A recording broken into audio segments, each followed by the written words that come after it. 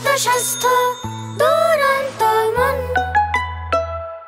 কথায় বলে খেয়ে যার হজম হয় ব্যাধি তার দূরে রয়। খাবার হজম হওয়া খুবই জরুরি। স্বাগত জানাচ্ছি দুরন্ত স্বাস্থ্য দুরন্ত মন অনুষ্ঠানে। আজ আমরা কথা বলবো শিশুর অ্যাসিডিটি নিয়ে। এ বিষয়ে কথা বলতে আমাদের সাথে আছেন শিশু পরিপাকতন্ত্র ও পুষ্টি বিশেষজ্ঞ ডাক্তার মহুয়া মণ্ডল। আপা, আপনাকে স্বাগত। আপনাকেও অসংখ্য ধন্যবাদ। আর ধন্যবাদ জানাচ্ছি আমার প্রিয় দুরন্ত টিভিকে আমাকে এই অনুষ্ঠানে আমন্ত্রণ জানানোর জন্য। আপা, আমরা প্রায় শুনে থাকি যে বড়রা বলে থাকে যে তাদের অ্যাসিডিটি হচ্ছে বা গ্যাসের সমস্যা হচ্ছে। তো বড়দের মতো কি শিশুদেরও অ্যাসিডিটি হয়?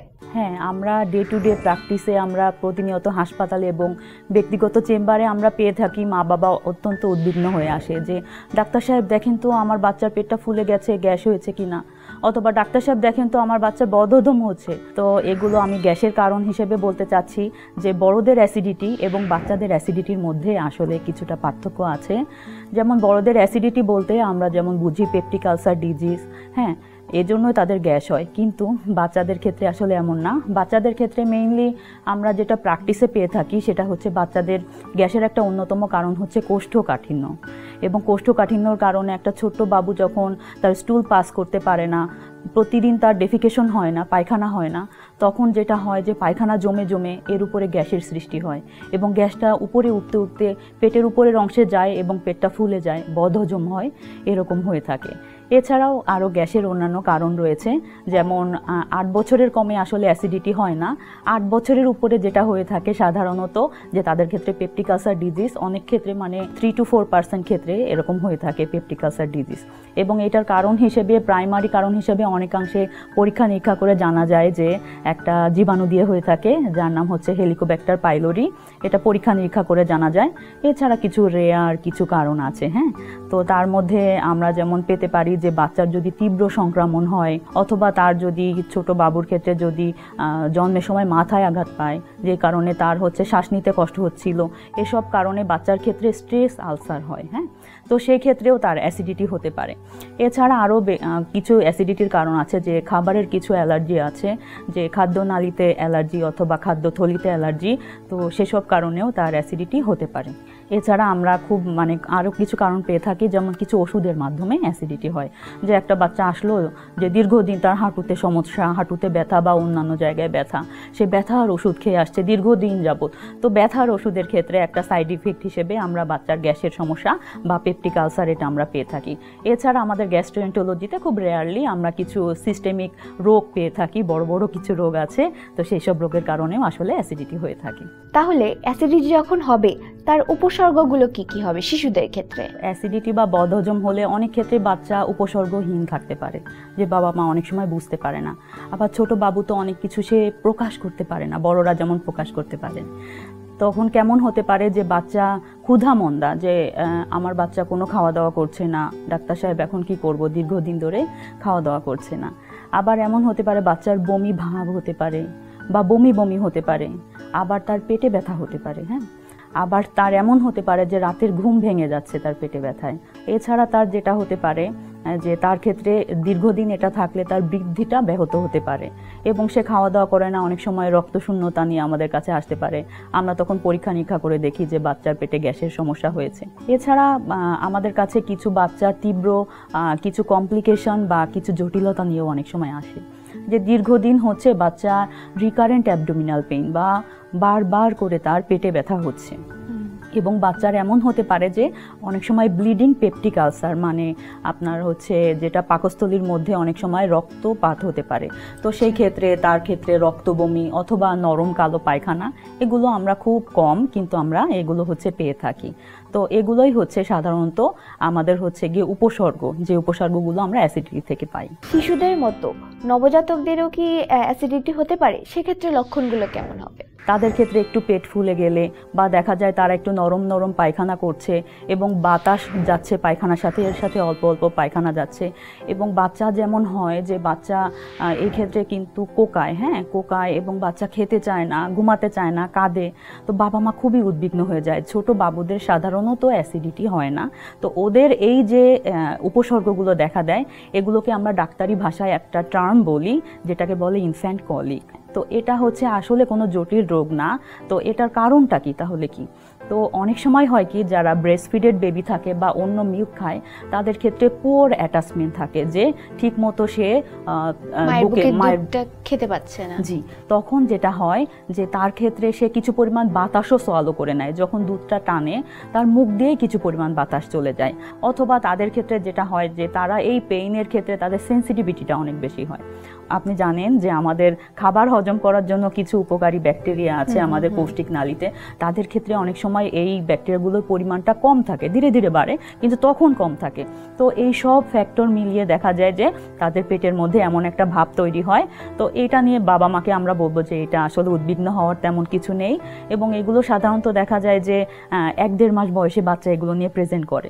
শিশুদের চিকিৎসার তুলনায় নবজাতকের চিকিৎসা এই অ্যাসিডিটি হলে তো সেটা কি ভিন্ন হয়? আচ্ছা, নবজাতকের যে চিকিৎসা আমি বললাম ইনফ্যান্ট কলিকের কথা, যেটা আমরা খুব কমনলি পেয়ে থাকি, এর ক্ষেত্রে বলা হয়েছে যে এখানে বাবা মাকে আমাদের অ্যাসিওর করতে হবে, তাদেরকে আমাদের বুঝিয়ে বলতে হবে যে এটা আসলে কোনো রোগ না এবং এটা সেরে যাবে। হ্যাঁ, তো এর ক্ষেত্রে আমরা প্রাথমিকভাবে যেটা করে থাকি যে বাচ্চাকে খাওয়ানোর পরে বাচ্চাকে একটু ঘাড়ে তুলে আমরা তার পিঠে একটু হাত বুলিয়ে দিই এবং কিছু খাড়া করে রাখি, যাতে সে ঢেকুর তুলে কিছুটা পরিমাণ গ্যাস বের করে দিতে পারে। অথবা আরও কিছু আছে যে পেটে চাপ দিয়ে বসা, কিছু এক্সারসাইজ বা ব্যায়াম শিখিয়ে দিই আমরা, সেগুলো আমরা প্র্যাকটিস করতে বলি, এতে বাচ্চা কিছুটা আরাম পায়। তো এটা হচ্ছে ব্রেস্টফিডেড বেবিদের ক্ষেত্রে। আর যারা হচ্ছে আর্টিফিশিয়াল মিল্ক খায় তাদের ক্ষেত্রে আমরা বলবো যে ব্রেস্টফিডিং করাটাই আসলে খুবই ভালো, এবং মায়ের বুকের দুধে এই সমস্যাগুলো সাধারণত কম হয়। আর কিছু কঠিন রোগে হতে পারে যে আসলে অ্যাসিডিটি, যেটা খুব রেয়ারলি, যেটা খুবই অসুস্থ বাচ্চা যাদের ক্ষেত্রে রক্তে তীব্র সংক্রমণ হয়েছে, জটিল সংক্রমণ হয়েছে, অথবা হচ্ছে যাদের ক্ষেত্রে বার্ন, অথবা যাদের ক্ষেত্রে করোসিভ ইনজেকশনের হিস্ট্রি আছে, বা আমরা যে সকল লিকুইড দিয়ে আমাদের বাথরুম ঘর পরিষ্কার করি এগুলো অনেক বড় বাচ্চা অ্যাক্সিডেন্টলি খেয়ে ফেলে, এদের ক্ষেত্রে দেখা যায় যে আমাদের কিছু ওষুধে যেতে হয় বা অনেক সময় হাসপাতালে ভর্তি রাখা লাগে। বড় শিশুদের ক্ষেত্রে চিকিৎসা ব্যবস্থাটা কিরকম হয়? বড় শিশুদের ক্ষেত্রে তো ওই যে আমরা কিছু কারণ বললাম, তো কারণের পাশাপাশি যেটা কমনলি পাই যে কোষ্ঠকাঠিন্য, এটার কথা বললাম। এটার চিকিৎসা ব্যবস্থা হিসেবেও আমরা বলে থাকি যে বাবা মাকে বুঝিয়ে বলতে হবে, যেটা parent counselling and parental education, যে বাবা মাকে বুঝিয়ে বলতে হবে যে কোষ্ঠকাঠিন্য আসলে বাচ্চা কষ্ট পাচ্ছে ঠিকই, কিন্তু এর সমাধান অনেকটাই আপনার হাতের উপরে। কীরকম? বাচ্চার কিছু ডায়েটারি মডিফিকেশান এবং লাইফস্টাইল মডিফিকেশানের কথা বলি, কিছু খাবার দাবারের কথা বলে দেই যে এইসব খাবার খাওয়াবেন, এগুলো খাওয়াবেন না। আর বাচ্চাদেরকে বিশেষ করে টয়লেট ট্রেনিংটা করতে বলি। এটা খুব ম্যাজিকের মতো কাজ করে। জিনিসটা কেমন? জিনিসটা হচ্ছে গিয়ে আমাদের প্রত্যেকেরই খাবার পরে একটা পায়খানার বেগ আসে, এরকম একটা, আমরা এই শারীরিক যে পায়খানার বেগটা, এটাকে আমরা কাজে লাগাতে বলি যে আপনার বাচ্চাকে প্রত্যেকবার সকালে বা রাতের খাবার পরে 5-10 মিনিট করে একটু টয়লেটে পা সাপোর্ট দিয়ে বসিয়ে রাখতে হবে। প্রথমে সে হয়তো বসতেই চাইবে না, প্রথমে হয়তো সে স্টুল পাস করবে না, কিন্তু তাকে বকাঝকা করা যাবে না। সোনামণিকে আদর করে বুঝিয়ে বসতে হবে এবং অনেক সময় হাততালি দিতে হবে, বাহ তুমি বসেছো। তো এরকম এই অভ্যাসটা করতে করতে দেখা যাবে 15 দিন বা 1 মাস পরে তার এটা কাজে লাগবে এবং সে স্টুলটা নর্মালি পাস করবে। পায়খানা পাস করলে তার গ্যাসও পাস হয়ে যাবে এবং তার অ্যাসিডিটিটা কমে যাবে, বদহজম কমে যাবে। চিকিৎসকের পরামর্শ ছাড়া বিভিন্ন জায়গা থেকে, দোকান থেকে কিনে ব্যথানাশক ওষুধ আমরা খাওয়াবো না। তো এই ক্ষেত্রে চিকিৎসকের পরামর্শই আমরা নিতে বলবো। আপনি টয়লেট ট্রেনিং এর কথাটা বললেন, এটা কত বছর বয়স থেকে শিশুদের দেওয়া উচিত বা শুরু করা উচিত? আচ্ছা, টয়লেট ট্রেনিং যেটার কথা বললাম, এটা সাধারণত 4 বছরের পর থেকেই আমরা শুরু করতে বলি। আর এমনিতে বাচ্চা তো যখন বসা শেখে তখন থেকে আমরা অনেক সময় পটি বা পা সাপোর্ট দিয়ে আমরা বসতে বলি, যাতে তার রিফ্লেক্সটা, যে পায়খানা করার যে রিফ্লেক্সটা আছে, এই রিফ্লেক্সটা তার কাজে লাগে এবং তার পায়খানাটা নিয়মিত পাস করে। একটা বাচ্চা নর্মালি ডেইলি, মানে প্রতিদিন সে 2-3 বার নরম পায়খানা করবে, এটাই আসলে তার স্বাভাবিক পায়খানা। এটা যদি বজায় থাকে তার আসলে গ্যাস বা অ্যাসিডিটি বা বদহজম হওয়ার সম্ভাবনা খুবই কমে যায়। পেট যতটা পরিষ্কার থাকে গ্যাসের সমস্যা বা অ্যাসিডিটির সমস্যাটা ততটাই কমে যায়। হ্যাঁ, অবশ্যই। আর এই ক্ষেত্রে কিছু খাওয়া দাওয়ারও রোল আছে, যেমন কিছু মানে আমরা যেটা বলে থাকি যে যে খাবারগুলোয় কষা পায়খানা করে, যেমন এর মধ্যে একটা খাবার আছে গরুর দুধ। আচ্ছা হ্যাঁ, এবং কিছু ফল আছে, আসলে ফলের মধ্যে যেমন আছে আঙুর, ডালিম, তারপরে পেয়ারা। এই খাবারগুলো আসলে একটু কষা পায়খানা করে, তো এই খাবারগুলো আমরা বলি যে এই খাবারগুলো একটু অ্যাভয়েড করতে। আমরা সবসময় বলি যে তাকে সতেজ খাবার, বাসার তৈরি খাবার এবং হচ্ছে শাকসবজি এবং ফলমূল, দেশি ফলমূল, এগুলোই আমরা খেতে তাকে বলি। আপনি গরুর দুধের কথা বললেন, আমরা তো জানি যে গরুর দুধ একটা সুষম খাবার অবশ্যই। এবং বাবা মা এটা দিতে একটু বেশি পছন্দ করে। তো কত বছর বয়সের আগে গরুর দুধটা দেয়া ঠিক হবে না? সাধারণত আমরা বলি যে 2 বছরের আগে গরুর দুধ দিতে নিষেধ করে থাকি আমরা। তবে গরুর দুধ অবশ্যই সুষম এবং পুষ্টিকর খাবার, কিন্তু যার ক্ষেত্রে কষা পায়খানা আছে তার ক্ষেত্রে আমরা একটু সতর্কতার সাথে ব্যবহার করব। আপা, আপনি পেয়ারা, ডালিম এগুলো খাওয়ার ক্ষেত্রেও একটু মানার কথা বললেন। আমাদের তো এগুলো তো দেশীয় ফল এবং বাবা মারা প্রায়ই এসব তাদের সন্তানদের দিয়ে থাকেন, সেক্ষেত্রে তাহলে মানা কেন করা হচ্ছে? না, আসলে তো এটা মানা না, এটা হচ্ছে যাদের কষা পায়খানা থাকে এবং কষা পায়খানা থেকে যাদের গ্যাসের সমস্যা হচ্ছে তাদের ক্ষেত্রে আমরা সাময়িক এটাকে আমরা একটু বাদ দিতে বলি। এটা যে সারা জীবন থেকে বাদ হয়ে যাবে এরকম না। সে যদি ফাইবারযুক্ত খাবার পর্যাপ্ত খেতে পারে, সে যদি পানি খেতে পারে, অন্যান্য শাকসবজি খেতে পারে, তাহলে এগুলো সে খেতে পারবে। তার মানে এই ধরনের খাবার সাথে যতটা পারা যায় হাই ফাইবার সমৃদ্ধ খাবার দিলে শিশুদের কোষ্ঠকাঠিন্যের রোগটা কমে যাবে এবং তাদের অ্যাসিডিটির প্রবলেমটাও আর হবে না। আচ্ছা, অবশ্যই এটা ঠিকই বলেছেন আপনি। তো হাই ফাইবারযুক্ত খাবার অবশ্যই প্রত্যেক বাচ্চাকে দেওয়া উচিত। এবং হাই ফাইবারযুক্ত খাবার আসলে কোনগুলো? এগুলোর মধ্যে আমরা বলবো শাক, সবজি, তারপর ডাঁটা যেগুলো আছে, পটল, মিষ্টি কুমড়া, ঢেঁড়স, হ্যাঁ, এই খাবার এই সবজিগুলোর মধ্যে আছে। এছাড়া যে দেশি ফলগুলো আছে আমাদের, আমরা বা সিজনাল যে আম, হ্যাঁ, বাঙ্গি, এই ফলগুলোর মধ্যেও আসলে প্রচুর পরিমাণে ফাইবার থাকে, যে ফাইবারের কারণে আমরা হচ্ছে গিয়ে বাচ্চাদের এই কোষ্ঠকাঠিন্যতা দূর করতে পারি। আমাদের শিশুরা আজকাল খুব দেখা যায় যে তারা জাঙ্ক ফুড বা বাইরের মুখরোচক খাবার, চিপস, এই ধরনের খাবার বেশি খাচ্ছে। এই ধরনের খাবার থেকে কি কোষ্ঠকাঠিন্য বা অ্যাসিডিটি, বদহজম এগুলো হতে পারে? এই খাবারগুলো, জাঙ্ক ফুড, ফাস্টফুড যেগুলোর নাম বললেন, এগুলো অবশ্যই কোনো ভালো খাবার না। তবে সরাসরি এই খাবারগুলো কোষ্ঠকাঠিন্য বা অ্যাসিডিটি করে এরকম আসলে প্রমাণ পাওয়া যায় না, যেটা বড়দের ক্ষেত্রে হয়। বাচ্চাদের ক্ষেত্রে এই যে রাস্তার খাবার যেটা আমরা বলি, অথবা বাইরের খাবার, যে চটপটি, ফুচকা, অথবা বাইরের শরবত খাচ্ছে, আখের পানি খাচ্ছে, আখের জুস খাচ্ছে, এগুলো খেলে পানিবাহিত যে রোগ সেগুলো আসলে হতে পারে। সেগুলোর মধ্যে কি হতে পারে? তার হচ্ছে টাইফয়েড হতে পারে, তারপর ডায়রিয়ার জীবাণু ঢুকতে পারে, হেপাটাইটিস এ হতে পারে। এগুলো আসলে এই রাস্তার খাবার খেলে এগুলো আসলে হতে পারে। আর জাঙ্ক ফুড যে খাবারগুলো বাচ্চারা খাচ্ছে, যে ঝাল তেল মশলা খাবারগুলো, এগুলো তার শরীরের জন্য অবশ্যই ক্ষতিকর এবং অনেক সময় লিভার অ্যাফেক্টেড হতে পারে, ফ্যাটি লিভার হতে পারে। সেজন্য বাচ্চাদের এটা থেকে দূরে রাখাই ভালো। আপা, কোনো শিশুর যদি অ্যাসিডিটির প্রবলেমটা থেকে যায় বা কোনো কারণে তা নির্মূল হলো না, তাহলে পরবর্তীতে তার কোনো জটিলতার সৃষ্টি হতে পারে? আচ্ছা, অ্যাসিডিটির জন্য বা গ্যাসের সমস্যা যদি কোনো বাচ্চার থেকে যায়, প্রধানত যেটা করে যে তার ডেইলি অ্যাক্টিভিটি বা প্রত্যাহিক কর্মকাণ্ডকে এটা তো একটু এফেক্ট করেই থাকে। সে পড়াশোনায় মনোযোগ দিতে পারবে না, তার পেটে ব্যথা হবে, তার বমি বমি ভাব হবে, ক্ষুধা মন্দা হবে। এই কারণে সে খাওয়া দাওয়া তো করতে পারছে না। এজন্য তার দেখা যায় যে সুষম খাবার উপাদান বা পুষ্টিকর ভিটামিন, মিনারেল এগুলোও সে ইনটেক করতে পারছে না। এজন্য তার বৃদ্ধি কমে যাবে। এটা তার পরবর্তীতে বয়স বাড়লেও সেটা হতে পারে। অ্যাসিডিটি যদি বেশি হয় তখন সেই ক্ষেত্রে অনেক সময় অন্ত্রে বা খাদ্যথলিতে তার হচ্ছে রক্তক্ষরণ হতে পারে। সেই ক্ষেত্রে বাচ্চার জটিলতা নিয়েও আমাদের কাছে উপস্থিত হতে পারে। আর যেটা একটা জীবাণুর কথা বলেছিলাম, যে যেটা পাকস্থলিতে থাকতে পারে, যে হেলিকোব্যাক্টার পাইলোরি, এটা দিয়ে যদি হয় এবং আমরা যদি এটা পরীক্ষা নিরীক্ষা করে প্রমাণ পাই, তো এটা থেকে খুব রেয়ারলি, অনেক কম, সেটা হচ্ছে গিয়ে আপনার কিছু টিউমার হতে পারে সেটা খাদ্যথলিতে, হ্যাঁ, সেটা খুব রেয়ার। আমরা একটা রোগের কথা খুব প্রায় শুনে থাকি, যেটাকে বলে আলসার বা পেটে আলসার হয়ে থাকে। এই অ্যাসিডিটি থেকে কি আলসার আসতে পারে? যদি সেটা পেপটিক আলসার ডিজিজ দিয়ে হয়, মানে যেটা হেলিকোব্যাক্টার পাইলোরি ইনফেকশন দিয়ে হয়, সেটার ক্ষেত্রে হতে পারে, কিন্তু এটা বড় বাচ্চাদের ক্ষেত্রে, কখনোই ছোট না। 8 বছরের উপরের বাচ্চাদের তাও খুব কম পরিমাণে। আপনি প্রথমে বললেন যে যখন কোনো শিশুর অ্যাসিডিটি তৈরি হয় তখন তার ক্ষেত্রে তার পেট ফুলে যায়, ফেপে যায়, এরকম একটা ব্যাপার হয়। তো সেক্ষেত্রে বাড়িতে আমরা কি ধরনের ব্যবস্থা নিতে পারবো? আসলে এটা একটু প্রিভেনশনেরও ব্যাপার আছে বা প্রতিকারেরও ব্যাপার আছে। বাবা মাকে এটা তো একদিনের দিন এটা হয় না, এটা ধীরে ধীরে তার খাদ্যাভ্যাসটা প্রথম থেকেই তার খাদ্যাভ্যাসটা আসলে ভালো করতে হবে। এবং হচ্ছে কি প্রথম থেকেই বাইরের খাবার, যেমন এখন কিন্তু চকলেট, কেক, এগুলো অনেক বাইরের খাবার আছে যেগুলো অনেক স্বাস্থ্যসম্মত উপায়ে কিন্তু তৈরি হয় না।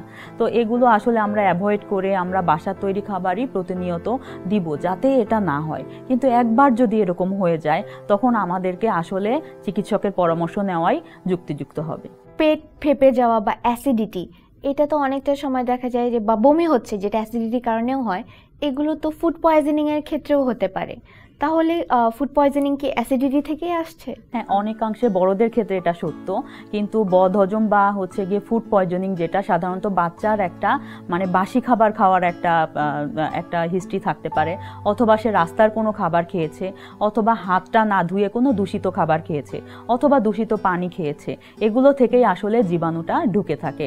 তো জীবাণুটা যখন ঢুকে থাকবে তার ক্ষেত্রে হচ্ছে গিয়ে এর পাশাপাশি কি থাকতে পারে, যদি তার বমি থাকতে পারে অথবা ডায়রিয়া শুরু হয়ে যেতে পারে, সাথে তীব্র পেট ব্যথা থাকে এবং তার জ্বর সৃষ্টি হয়। তো এই ক্ষেত্রে আমরা তখন বুঝতে পারবো যে তার আসলে বদহজম হয়েছে। কোন লক্ষণগুলো দেখা দিলে আমাদের শিশুদের হাসপাতালে নেওয়া উচিত? হাসপাতালে আমরা নিব যদি তার তীব্র পেটে ব্যথা হয় এবং ঘন ঘন তার পেটে ব্যথা হচ্ছে একটা, বা তার বমি হয়েই যাচ্ছে, অথবা তার ডেইলি অ্যাক্টিভিটি খুবই মানে তার প্রত্যাহিক কর্মকাণ্ড তার হচ্ছে ব্যাহত হচ্ছে, অথবা সে বাবা মা লক্ষ্য করলো যে বাচ্চা ফ্যাকাশে হয়ে যাচ্ছে বা পেটটা ফুলে যাচ্ছে তার। হ্যাঁ, যখন বাবা মা এগুলো লক্ষ্য করবে যে এগুলোর পাশাপাশি তার রক্তবমি, কালো পায়খানাও থাকতে পারে, এগুলো লক্ষ্য করলে সে অবশ্যই ডাক্তারের পরামর্শ নেবে এবং ডাক্তারের কাছে চলে আসবে।